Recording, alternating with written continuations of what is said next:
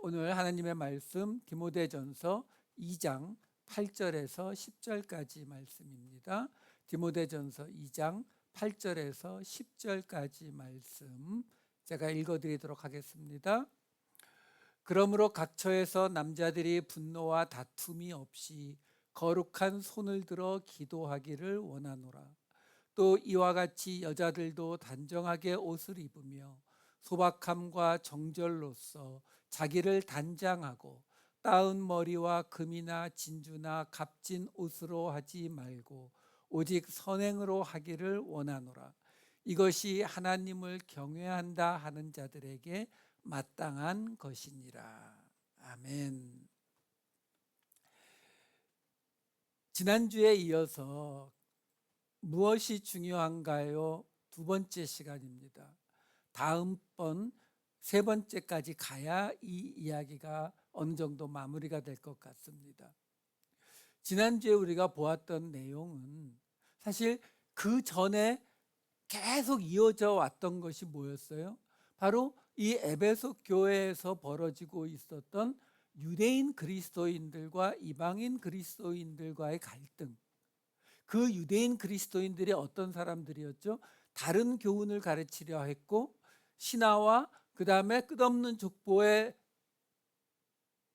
붙들려서 끝없는 논쟁을 일으키고 있었던 그 사람들을 디모데에게 그러지 못하게 하라 라고 명령을 한 바울이, 그런데 그 하지 못하게 하는 것을 어떻게 하라고 했어요? 그걸 선한 싸움으로, 어떻게 해요? 도리어 그들을 위해서 십자가를 지는 도고와 감사를 하는 방식으로 하라 그랬죠. 그러면서 지난주에 이제 무슨 말이 나왔었느냐면은 유대인 그리스도인들과 이 이방인 그리스도인들에게 있어서 하나님이 한 분이다. 중보자인 예수 그리스도도 한 분이다 라고 말하면서 무슨 이야기가 같이 있었냐면 예수님을 사람이신 예수 그리스도, 그리고 중보자로 오신 것에 대해서 이야기하면서 그 때가 이르러서, 무슨 말이라 그랬어요? 그러니까 모세와 비교하면서 예수님을 모세보다 더 뛰어난 자로 말하지 않은 사도 바울, 모세를 이은 중보자. 우리 기준으로는 모세와 예수님은 비교가 안 되죠. 우리 기준은 예수님은 하나님이니까, 하나님의 아들이시니까. 근데도 사도 바울은 그렇게 말하지 않고 모세와 같은 레벨로 이야기하면서 같은 사람인데 그 예수 그리스도가 이제 온 이유는 모세의 시대가 끝나고 때가 왔기 때문이지 너희가 믿는 그 모세의 율법이나 이런 것들이 잘못돼서가 아니다 라는 뉘앙스를 던져줬죠. 왜 그렇게 했다고요? 그게 바로 공동체를 살리는 게 더 중요하니까. 그들과 싸우는 그 싸움, 그들이 가르치려고 하는 다른 교훈이 사도 바울의 기준에는 당연히 안 맞죠. 은혜의 교리를 이야기하는 사도 바울에게 그게 당연히 용납이 안 되는 게 맞으면서도 그 교회 안에 있는 그 유대인 그리스도인들의 마음을 상하지 않게 하기 위한 최선의 노력을 기울이는 모습, 그게 지난주 본 이야기였어요. 그래서 무엇이 중요한가요? 우리가 우리 나름대로의 옳음, 우리 나름대로의 기준을 세운다고 그 기준에 미치지 못하는 사람들을 한 명씩 두 명씩 정죄하고 비난해서 잘라내는 방식으로 우리끼리만의 어떤 순수한 공동체를 세우는 건 하나님이 원하시는 게 아니다라는 거죠. 왜요? 순수한 공동체를 하나님이 원하지 않으시는 게 아니라 그 방식으로 하면은 언제까지 계속 잘라내게 돼요? 나 혼자 남을 때까지. 그건 끝이 없거든요. 그러니까 공동체라고 하는 거는 그런 기준으로는 이루어지지 않는다는 거예요. 자, 오늘 이야기도 사실 지난주 것도 그렇고 오늘 것도 그렇고 그냥 스토리만, 그 내용만 알려달라 그러면은 다 합해서도 한 10분이면 설명이 끝나는 이야기들이죠. 하지만 이렇게 길게 설명드리는 가장 큰 이유가 뭐냐면 하나님이 진짜로 원하시는, 이 말씀을 통해서 우리에게 진짜로 원하시는 내용이 뭔지를 좀 알자라는 거죠. 안 그러면은 지난주 이야기에서는 하나님은 한 분이시다. 그러면 이 조직 신학을 가지고 교리를 가지고 한 분이신 하나님을 어떻게 증명하느냐? 예수님 한 분이신 중보자. 근데 거기에서 뭐 갖고 싸운다고요? 사람이신 예수 그리스도. 이게 지금 왜 사람이라고 하느냐? 예수님은 하나님이시기도 한데 이거 가지고 논쟁 벌이거든요. 그럼 뭐가 되는 거예요? 지금 사도 바울이 이거 쓰면서 맨 앞에 끝없는 논쟁으로 가는 그런 거 하지 말라고 한 건데, 그거 하지 말라는 글을 가지고 논쟁을 벌이고 있게 되잖아요. 그래서 이런 긴 설명을 드리는 거예요. 그러니까 오늘도 마찬가지, 다음 주도 마찬가지예요. 자, 오늘 본문을 다시 한번 읽어보자고요. 8절부터 10절까지. 그러므로 각 처에서 남자들이 분노와 다툼이 없이 거룩한 손을 들어 기도하기를 원하노라. 남자들에 관한 이야기.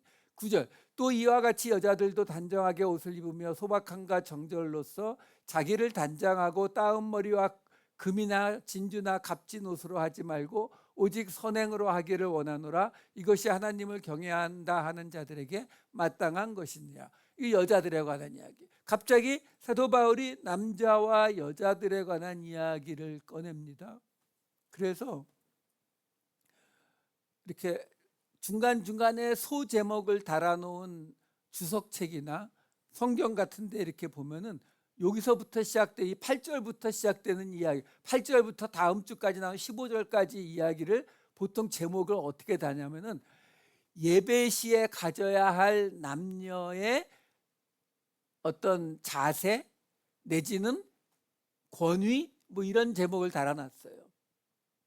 그런데 여러분, 이 8절 맨 앞에 보면은 그러므로라는 말로 시작이 됩니다. 그 말은 뭐예요? 앞에 있는 이야기와 연결해서 그러므로라고 들어가는 거거든요. 근데 앞에서 지금 무슨 이야기가 있었다고요? 한 하나님 한 분 예수 그리스도니까 싸우지 말라고요. 선한 싸움 싸우라고요. 그 얘기했는데 갑자기 남자 여자 이야기로 가겠느냐라는 거예요.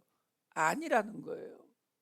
그리고 지금 여기 그 본문을 잠깐만 2장 8절 보여주시면은 그러므로라고 시작한 다음에 각 처에서 이렇게 나오잖아요.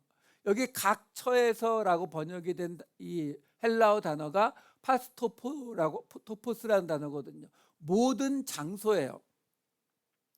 근데 여러분 혹시 기억하실지 모르겠는데 지지난주에 이 2장 1절부터 6절을 한꺼번에 제가 보여드리면서 2장 1절부터 6절 사이에 이 파스, 모든이라고 하는 단어가 6번 나오는 걸 보여드렸어요. 모든 사람, 모든 사람, 모든 사람, 모든 사람, 5번, 모든 경건 1번. 그리고 이 8절에서도 그러므로 모든 장소에서 이렇게 이어지는 거거든요. 그러니까 이 이야기는 갑자기 남자와 여자가 예배를 드릴 때의 어떤 자세, 지금 이 8절 같은 경우는 기도할 때의 어떤 자세, 뭐 이런 거 이야기해 주는 구절이 아니다라는 거예요. 이것도 역시 똑같은 이야기, 바로 그 유대인 그리스도인들과 이방인 그리스도인들 사이에 서로 지금 생겨 있는 이 문제, 갈등의 문제, 이거에 관한 이야기다라는 것을 우선 아셔야 된다라는 거예요. 자, 2장 8절 말씀을 다시 한번 보여주시면 여기에 뭐라고 나오냐면 남자들이 분노와 다툼이 없이 거룩한 손을 들어 기도하기를 원하노라, 이렇게 나와요. 그러니까 기도에 관한 이야기는 분명히 맞아요. 유대인들이 기도할 때에 손을 들어 기도한다라고 하는 것은 성경에 무지무지 많이 나와요. 근데 어떤 자세로 하느냐? 많아요. 서서 손을 들고 기도한다는 말도 있고, 앉아서 손을 들고 기도하기도 하고, 무릎을 꿇고 손을 들고 기도하기도 하고, 엎드려서, 엎드려서는 손을 들고 기도한다는 말은 없는데 모르겠어요. 엎드려서 손을 들고 기도할 수 있는지 없는지는. 어쨌든 여러 가지 자세 속에서 손을 들어 기도한다는 말은 굉장히 많이 나와요.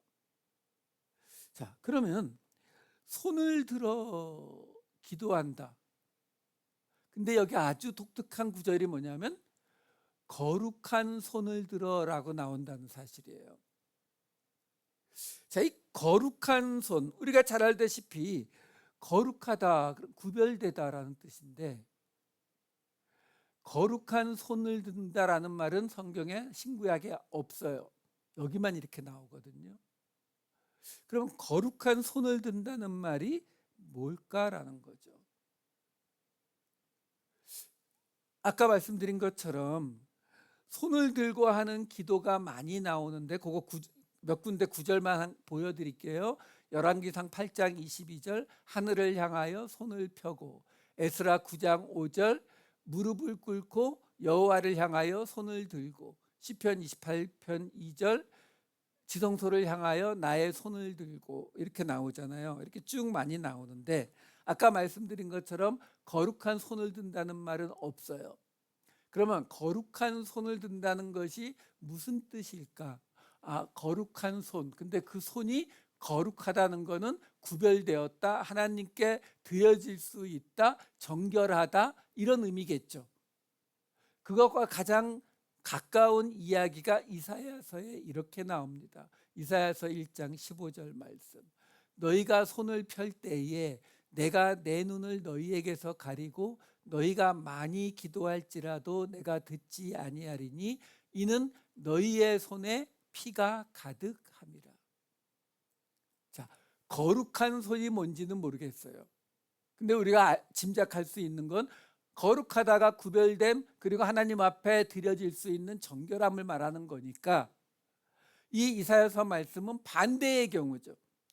하나님이 그 기도를, 손을 펴고 기도하는데 하나님이 기도를 안 들으신다는 거예요. 근데 안 들으시는 이유가 뭐냐면 손에 피가 가득해서요. 그럼 손에 피가 가득하다는 게 무슨 말이겠냐 하는 거죠.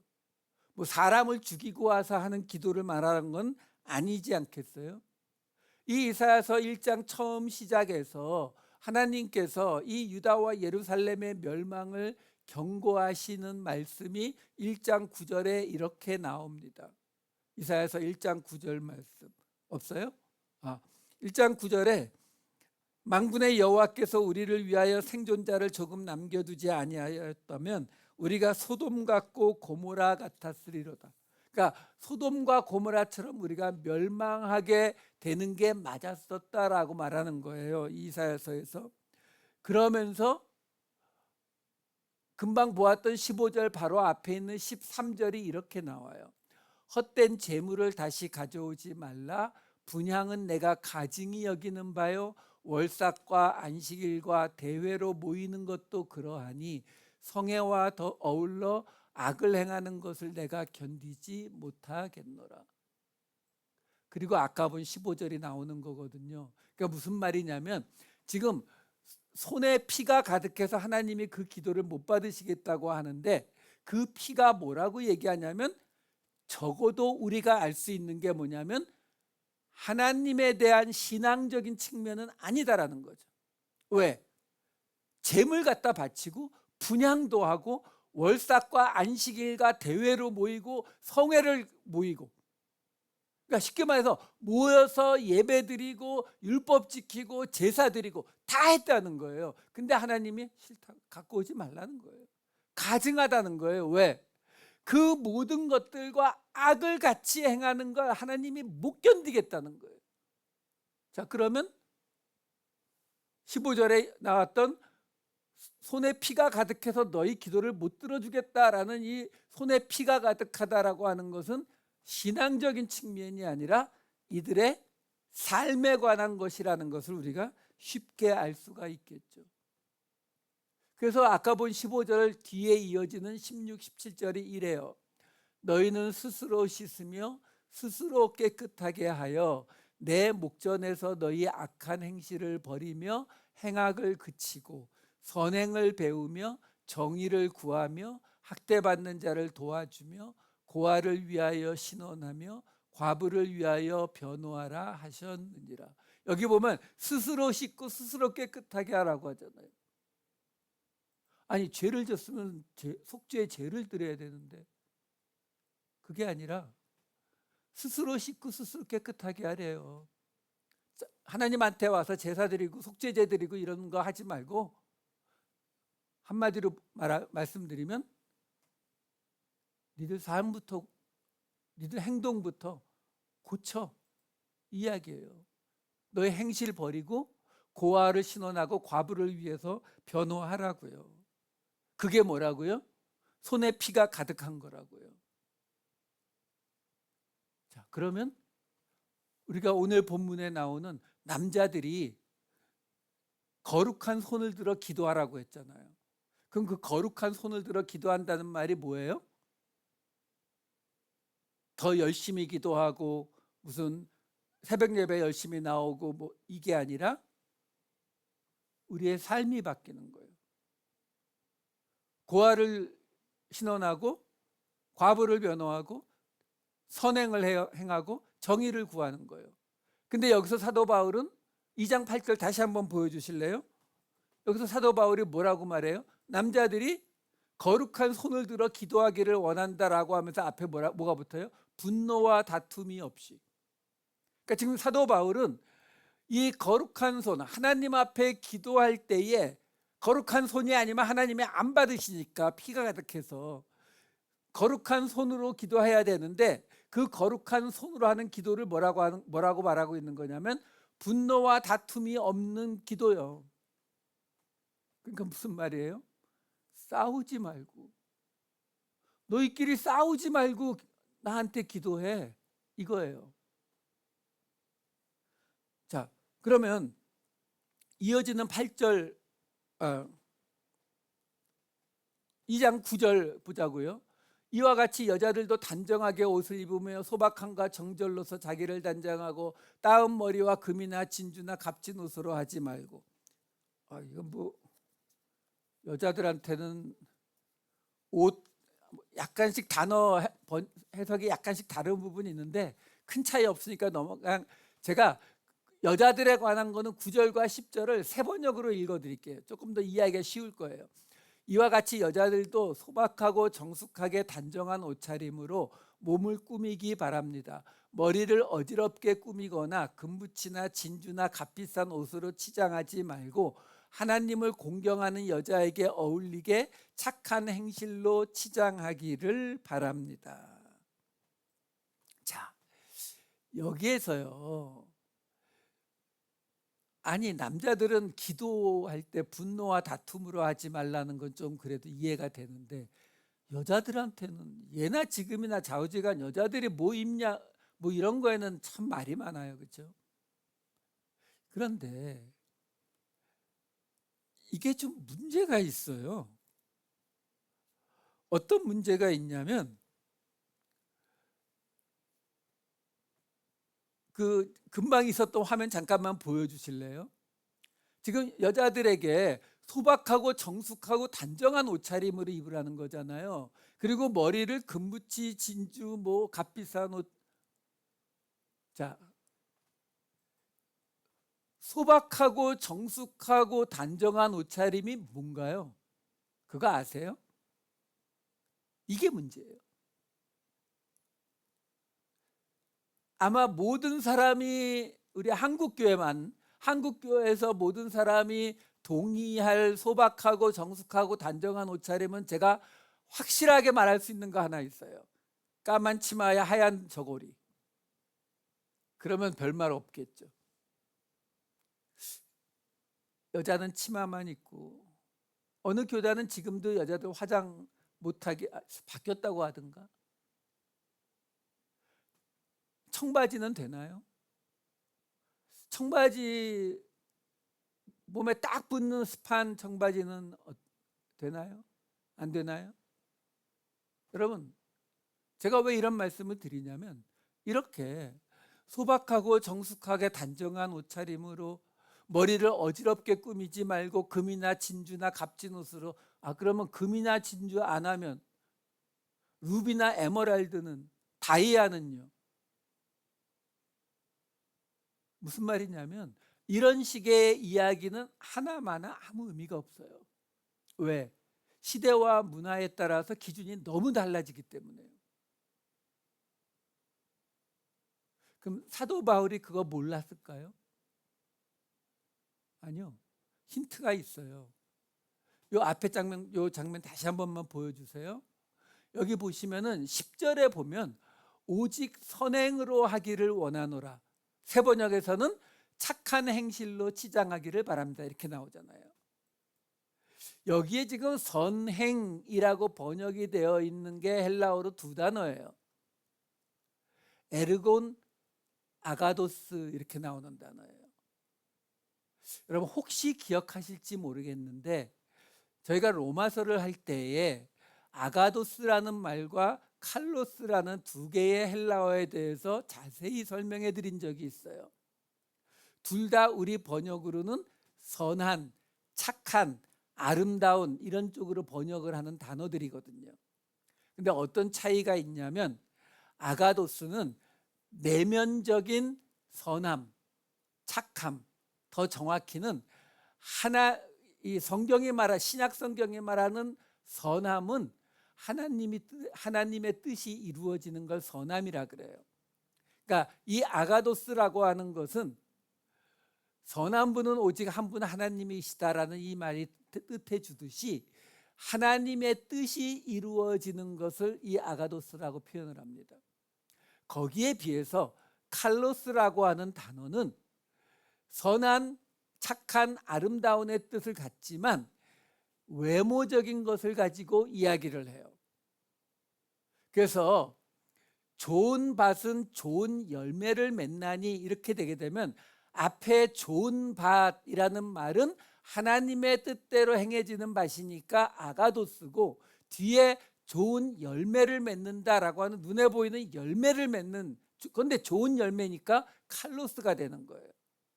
자, 제가 이 설명을 다시 드리는 이유가 뭐냐면 지금 여자가 옷을 입거나 장식을 꾸미는 것에 대해서 사도 바울이 이야기하면서 뭐라고 이야기하냐면 오직 선행으로, 정확히는 선한 행실로, 에르곤이 행위란 뜻이거든요. 선한 행위로 하기를 원하노라 이렇게 말한다는 거예요. 근데 지금 앞에서 말하는 대로 단정하고 소박하고 정숙한 옷차림을 입고 따은 머리와 금이나 진주와 이거를 어떻게 할 것이냐, 한마디로 이거 다 뭐예요? 겉모습이잖아요. 그러니까 이 겉모습을 어떻게 할 것인가의 문제라면 여기에 선행이라고 할 때에 에르곤 다음에 뭐가 와야 되냐면 칼로스가 와야 된다고요. 근데 아가도스가 와 있거든요. 이 차이를 우리가 알아야 되는 거예요. 제가 이 같은 디모데전서에 나오는 곳으로 두 군데만 제가 예를 들어 드릴게요. 디모데전서 5장 10절과 6장 18절에 제가 지금 이 헬라어 같이 써놨어요. 보세요.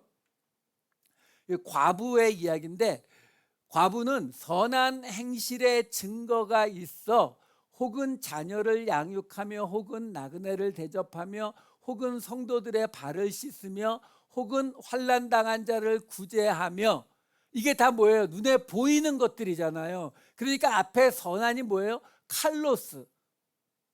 행실 에르고는 똑같고요. 칼로스를 쓴다고요. 근데 그 모든 걸 다 종합해서 뒤에 뭐라고 합니까? 혹은 모든 선한 일을, 아가도스 에르곤, 행한 자. 여기 혹은 모든 선한 일이 뭐예요? 그 과부가 겉으로 보이는 자녀 양육, 나그네 대접, 성도들의 발을 씻고 환난 당한 자 구제하는 이런 눈에 보이는 아름다운 행실들을 하는데 그 결과가 결국 한마디로 말하면 뭐라고요? 하나님의 뜻대로 행하는 행위, 그게 아가도스 에르곤이라고요. 자, 이번엔 디모데전서 6장 18절을 보아도 똑같이 나와요. 선을 행하고, 이게 뭐예요? 하나님의 뜻대로 행하고, 이거 두 개를 한 단어로 붙여놔서 그렇지만 두 개예요. 아가도 에르곤 붙어 있어요. 선을 행하고, 그리고 선한 사업을 많이 하고 나누어 주기를 좋아하며 너그러운 자가 되게 하라. 그러니까 뒤에 따라오는 나누어 주기를 좋아하고 너그러운 자가 되는 거는 눈에 보이는 거니까 칼로스 에르곤, 선한 사업을 많이 하고, 이렇게 나오는 거예요. 자, 이제 이해가 되시죠? 자, 그러니까 결국 지금 여자가 지켜야 할 거로 옷을 어떻게 입어야 되고, 그리고 장식을 어떻게 해야 된다라고 하는 것에 저것을 기준으로 잡으시면 안 된다고요. 왜? 우리 모두 정숙한, 단정한이라는 그 단어를 우리 모두가 다 달라요. 우리 한국 사람만 다른 게 아니라 한국 사람 안에서도 다 다르죠. 젊은 사람들한테 옷 단정하게 입고 오세요. 그러면 어떻게 입고 와요? 배꼽도 보이고 어깨 다 보이는 옷 입고 오는데 깔끔하게 입고 오죠. 그리고 뭐라 그래요? 단정한 옷. 우리는 그 소리 아니었잖아요. 우리는 어떤 소리였어요? 까만 치마에 흰 저고리. 나는 그 정도는 아니야라고 생각하세요? 그러니까 사도 바울이 쭉 이야기하고 맨 끝에 뭐라고 하는 거예요? 아가도스 에르곤, 하나님의 뜻에 맞는 행위를 하라는 거예요. 여러분, 이렇게 이야기하는 이유가 있어요. 우선 지금 이 제가 설명해 드린 거를 베드로전서를 가지고 설명해 드리면 조금 더 이해가 쉬울 거예요. 베드로전서 3장 3절에서 4절에 이렇게 나와요. 너희의 단장은 머리를 꾸미고 금을 차고 아름다운 옷을 입는 외모로 하지 말고, 오직 마음에 숨은 사람을, 숨겨진 사람을, 안 보이는 사람을 온유하고 안정한 심령에 썩지 아니할 것으로 하라. 이는 하나님 앞에 값진 것이니라. 그러니까 지금 여기서 베드로는 뭐라고 말하냐면은 그 겉으로 꾸미는 거 이거는 신경 쓰지 말고 속마음을 온유하고 안정한 심령에 썩지 않을 것으로 하면 된대요. 겉모습이 중요하지 않고 속이 중요하다는 거예요. 이건 훨씬 더 이해하기가 쉬우시죠? 근데 문제가 뭐냐면 이어지는 3장 5절이 이래요. 전에 하나님께 소망을 두었던 거룩한 부녀들도 이와 같이 자기 남편에게 순종함으로 자기를 단장하였나니. 여성분들 눈이 확 돌아갈 장면이 나왔어요. 지금 뭐라고 사도 베드로가 뭐라고 이야기하는 거냐면, 여자들에게 너 이렇게 옷으로 이런 머리로 외모를 멋있게 단장하는 거 그거 의미 없는 거야. 너희 안에 온유한 이 심령으로, 그 온유한 심령이 하나님께서 값지게 받으실 만한 건데, 그와 같이 하나님께 소망을 두었던 여자들이 어떻게 했냐면 남편에게 순종했다. 그게 무슨 말이에요? 겉으로 단장하는 건 필요 없고 그 마음에 온유하고 안정된 심령을 갖는 건데, 그 마음에 온유하고 안정된 심령이 뭐다? 남편에게 순종하는 것이다. 할렐루야. 그렇죠? 자, 근데 여기서 얘기가 끝나요? 아니요. 7절에는 이렇게 나옵니다. 남편들아, 이와 같이 지식을 따라 너희 아내와 동거하고 그를 더 연약한 그릇이요 또 생명의 은혜를 함께 이어받을 자로 알아 귀히 여기라. 이는 너희 기도가 막히지 아니하게 하려 함이라. 여기서 여러분, 이 당시에는 남자와 여자가 동등하지 않았습니다. 동등이 아니라 유대교 안에서는 우리나라 칠거지약 저리 가라 할 정도로 그냥 남편이 빵을 태웠거나 아니면 기분이 나쁘면 이혼할 수 있었어요. 그리고 버려진 여자는 밖에 나가서 일을 못하던 때거든요. 여자는 굶어 죽지 않으려면은 어디엔가 7째, 10번째 부인으로 들어가든지 받아주는 곳 없으면 몸을 파는 수밖에 없었던 시대라고요. 그러한 시대 속에서 여자들에게 이야기하는 거예요. 교회 안에 있는 여자들에게 너희들이 가져야 될 단장은 외모를 단장하는 것이 아니라 남편에게 순종하는 것이다 라고 말해놓고, 남편들에게는 그 여자를 연약한 그릇이니까 생명의 은혜를 함께 이어받을 자니까 귀히 여겨라. 근데 그냥 귀히 여겨라고 해도 말 안 들을 게 뻔하니까 뭐라고 하냐면 너희 기도가 막히지 않게 하려고. 그 말은 뭐예요? 내 아내를 귀히 여기지 않으면 어떻게 된다고요? 하나님이 내 기도를 안 들으실 거야. 안 받으실 거야. 이게 어디서 나온 말이에요? 아까 이사야서 우리 봤잖아요. 피의 손이 가득해서요. 그게 이 이야기예요. 기도 안 받으시겠다고요. 지금 이 베드로전서 3장 앞부분 우리가 봤잖아요. 이 바로 앞에 있는 2장 맨 끝이 이렇게 끝났었거든요. 2장 20절 21절. 죄가 있어 매를 맞고 참으면 무슨 칭찬이 있으리요. 그러나 선을 행함으로 고난을 받고 참으면 이는 하나님 앞에 아름다우니라. 이를 위하여 너희가 부르심을 받았으니 그리스도도 너희를 위하여 고난을 받으사 너희에게 본을 끼쳐 그 자취를 따라오게 하려 하셨느니라. 여러분, 지금요 사도 베드로가 선을 행함으로 고난을 받으면 하나님 앞에 아름답대요. 이거 많이 봤던 구절이에요. 뭐하고 같은 구절인 그건 나중에 볼게요. 하나님 앞에 그러니까 선을 행하고 고난을 받고 참으면 하나님 앞에 아름답다고 하면서 그리스도도 우리를 위해서 그렇게 고난을 받으시고 그 자취를 따라오게 하셨다라고 말한 거예요. 그래서 이어지는 25절, 이게 2장 끝이거든요. 너희가 전에는 양과 같이 길을 잃었더니 이제는 너희 영혼의 목자와 감독 되신 이에게 돌아왔느니라. 이 말이 아까 보았던 베드로전서 3장 4절에 나오는 온유하고 안정한 심령에 썩지 아니할 것으로 하라 하나님 앞에 값진 것이니라, 여기로 돌아왔다는 말이에요. 여러분, 지금 요 앞에 있었던 선을 행함으로 고난을 받으면 하나님 앞에 값진 일이고, 그리고 예수님이 그렇게 고난을 받으셔서 우리 보고 따라오라고 했다는 이 말씀을 너무 막 그냥 뭐 선교를 가고 교회를 위해서 믿음을 위해서 순교하고 이런 거대 담론으로 받아들이지 마시라고요.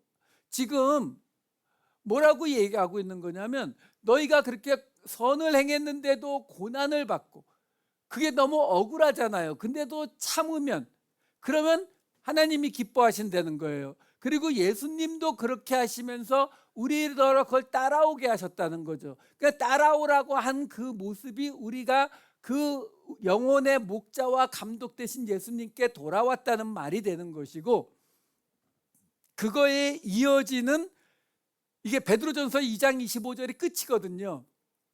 이어지는 3장 1절에 이렇게 이어져요. 아내들아, 이와 같이가 뭐예요? 그 바로 앞에 있었던 너희가 선을 행하고 고난을 받고 참으면 하나님 앞에 기뻐하실 일인데 그리스도가 그렇게 해서 따라오라고 했는데, 그래서 우리가 따라가서 우리의 영혼의 목자 되신 이에게 돌아왔다. 이와 같이 자기 남편에게 순종하라, 이거예요. 무슨 순교니 뭐니 거대 담론이 아니라 남편한테 순종하라는 이 말 한마디 하려고 지금 앞에서 그 엄청난 얘기를 한 거라고요.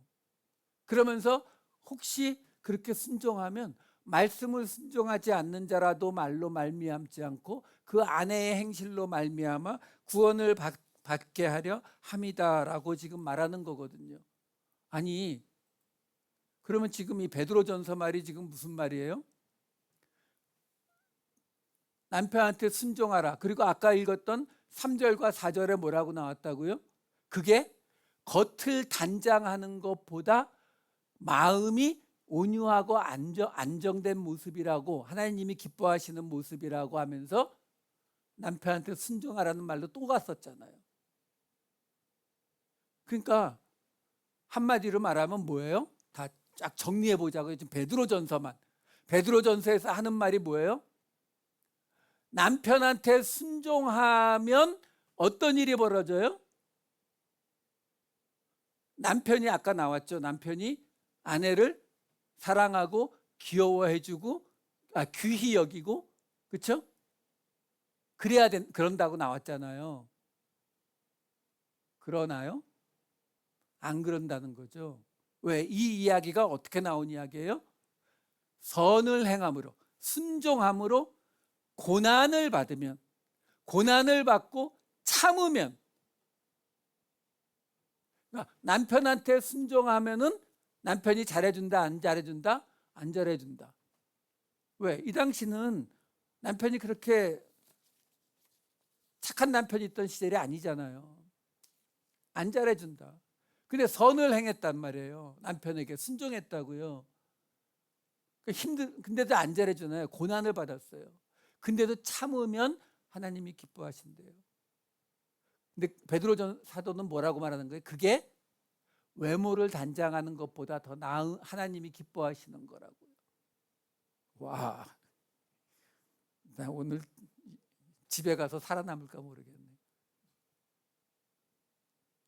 근데요, 여러분, 이 말씀의 핵심이 뭐예요? 에베소서 말씀입니다. 에베소서 5장 31절 32절. 그러므로 사람이 부모를 떠나 그의 아내와 합하여 그 둘이 한 육체가 될지니 이 비밀이 크도다. 나는 그리스도와 교회에 대하여 말하노라. 사도 바울은요, 많은 곳에서 남자와 여자를 그리스도와 교회로 이야기합니다. 그러니까 이 이야기는 남자와 여자에 관한 이야기이기도 하면서 그리스도와 교회에 관한 이야기이기도 하다고요. 그래서 이 이야기를 하는 거예요. 그러니까 어떡하라고요? 싸우지 말라고요. 그래서 아까 보았던 베드로전서 3장 12절이 이렇게 이어집니다. 주의 눈은 의인을 향하시고 그의 귀는 의인의 간구에 기울이시되 주의 얼굴은 악행하는 자들을 대하시느니라 하였느니라. 그러니까 여기 지금 보시면은 이 베드로전서 3장 12절이 뭐라고 이어져요? 그의 귀는 의인의 간구에 기울이시되라고 나오잖아요. 무슨 말이에요? 앞에 말한 거 안 들으면은 그 기도를 하나님이 안 들으시겠다. 그게 오늘 본문에는 뭐라고 나왔다고요? 분노와 다툼으로 하는 기도는 하나님이 그 거룩한 손을 들어서 기도하는 거 아니라고 했죠. 그러니까 분노와 다툼이 없이, 다른 말로 거룩한 손을 들어 기도하라, 남자들은. 근데 그렇게 하려면 어떻게 해야 된다고요? 여자들이 단장하고 있는데 여자들은 어떻게 해야 된다고요? 그들이 하나님이 기뻐하시는 행실로, 그 단장의 모습으로 해야 한다라고 설명을 해주는 거예요. 그럼 하나님이 그 원하시는 단장의 모습은 뭐겠느냐라는 거죠. 그게 이 베드로전서에 나왔던 거죠. 순종하는 거예요. 조금 빡빡하시죠? 그래도 뭐 오늘은 여기까지만 하고 다음 주에 이 이야기의 마무리를 할 거예요. 우리가 지난주 주일 예배에서도 이 여자에 관한 이야기가 나왔었습니다. 거의 같은 이야기가 반복될 거예요. 지난주 주일 설교도 참고하시고요. 오늘 갈라디아서 말씀으로 마칠게요. 갈라디아서 3장 28절에 보면 사도 바울이 뭐라고 이야기합니까? 너희는 유대인이나 헬라인이나 종이나 자유인이나 남자나 여자나 다 그리스도 예수 안에서 하나이니라. 갈라디아 교회에 보낸 편지에서도 무슨 이야기를 합니까? 유대인이나 헬라인, 종이나 자유인, 남자나 여자, 이 당시 교회 안에 있었던 차별이 존재할 수 있는 가장 큰 케이스들이잖아요. 이거 말고도 뭐 그 안에서 뭐 또 같은 유대인끼리도 전라도 출신, 경상도 출신 싸웠는지 그것까지 제가 모르겠어요.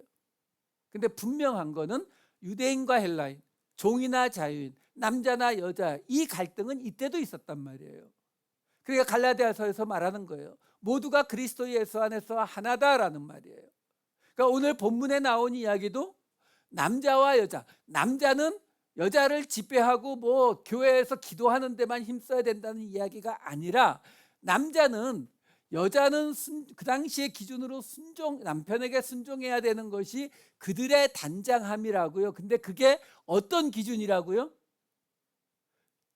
하나님이 기뻐하시는 기준, 아가도스 에르곤이라고요. 그 말은 뭐예요? 하나님이 기뻐하시는 기준이 뭐예요? 근데 공동체예요. 하나님의 공동체를 살리는 거예요. 그러니까 무슨 말이에요? 쉽게 말씀드리면, 남자는 교회에서 리더 역할을 하고 있었잖아요. 근데 거기에 그 기도에 분노나 다툼 없게 하라는 거예요. 그의 삶 속에 자기보다 연약한 자들 미워하고 비난하고 정죄하는 이런 모습 없게 하라는 거예요. 여자는요, 그들의 행실이 그들을 아름답게 단장하는데 그 아름다워야 되는 기준이 아가도스로, 그러니까 하나님이 기뻐하시는, 다시 말해서 그가 속한 그 공동체에 그 공동체를 세우고 유지하고 살릴 수 있는 기준으로, 내가 이 스판 청바지를 입을 것인가 말 것인가가 아니라, 내가 이 진주 목걸이를 할 것인가 안 할 것인가가 아니라, 우리 공동체를 위해서 이게 괜찮을지 안 괜찮을지를 자기가 깨달을 수 있어야 된다고요. 그 정도 지식은 있어야 된다고요. 왜? 우리가 가장 중요한 것은 우리가 하나라는 사실이기 때문에요. 그것이 무엇이 중요한가요? 2예요. 다음 주에 세 번째로 마무리를 해드리도록 하겠습니다. 기도하도록 하겠습니다. 사랑이 많으신 아버지 하나님, 하나님께서 유대인들과 이방인, 남자와 여자, 그리스도와 교회, 서로 사랑하고 순종하는 관계로 회복되기를 바랐던 사도 바울의 권면, 그리고 하나님의 뜻을 받습니다. 아버지 하나님, 저희들 언제나 하나님의 말씀 속에서 무엇이 더 중요한 것인지, 하나님이 이 말씀을 통해서 원하시는 것이 진정 무엇인지를 먼저 찾을 수 있는, 먼저 구하는 우리 모두가 되게 하여 주시옵소서.